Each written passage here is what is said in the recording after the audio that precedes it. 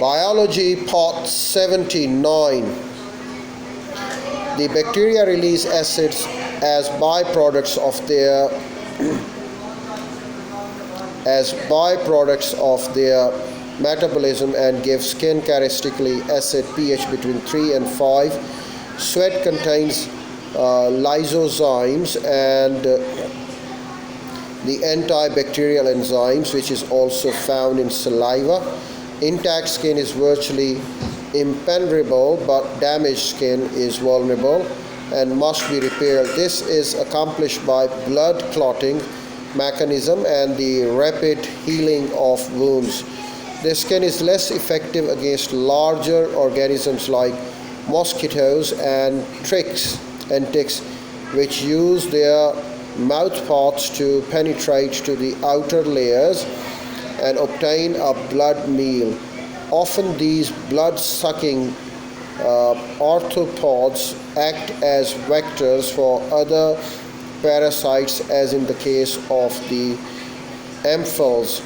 Mosquitoes, which transmits malaria, parasites transmitted in this way was an enormous advantage because they completely bypass the body's first lines of defense and gain entry directly to the bloodstream, where they may multiply rapidly before the body's second lines of defense are fully mobilized. While the vector-borne diseases are among the most damaging human diseases and among most difficult to control.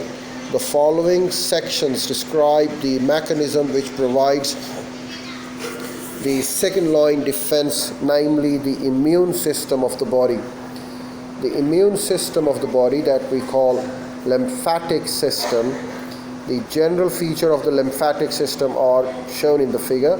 The main function of the system is to provide a series of damaged channels for excess tissue fluids not drained by the blood capillaries, and the transport in the lymphatic system is one way and stops from the minimum blind-ended tubes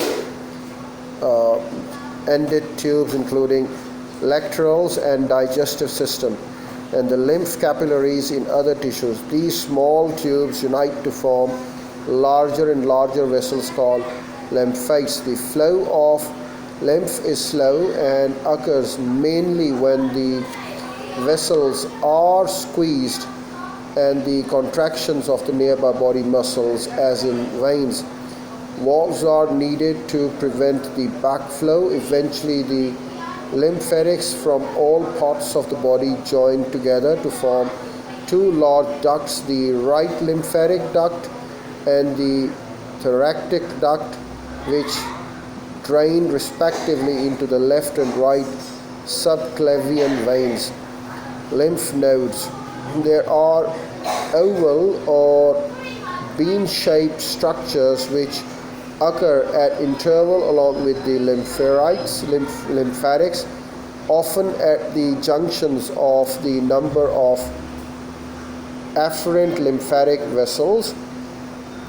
Inside each mode there is, when we're talking about the lymph nodes in fact, is a distinct cortex layer containing lymph nodules and central medulla. At the center of each module there is a paler region and the germinal center, whereas the lymphocyte cells are produced. In medulla, the lymphocytes from the strands and the medullary codes, lymphs entering the mode percolates through the network of the fibers in the sinuous between the nodules. These filter out the bacteria and the foreign particles. Lymph is then collected into one or more effect lymphatic vessels. Effector cell.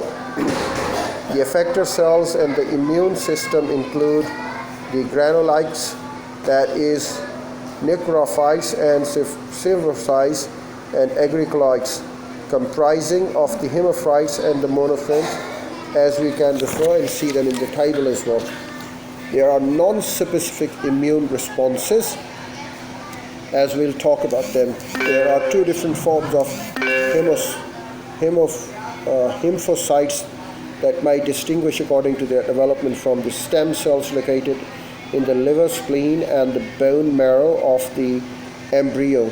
As outlined in the flow of the diagram in the figure, the stem cells multiply to produce two groups of lymphocytes.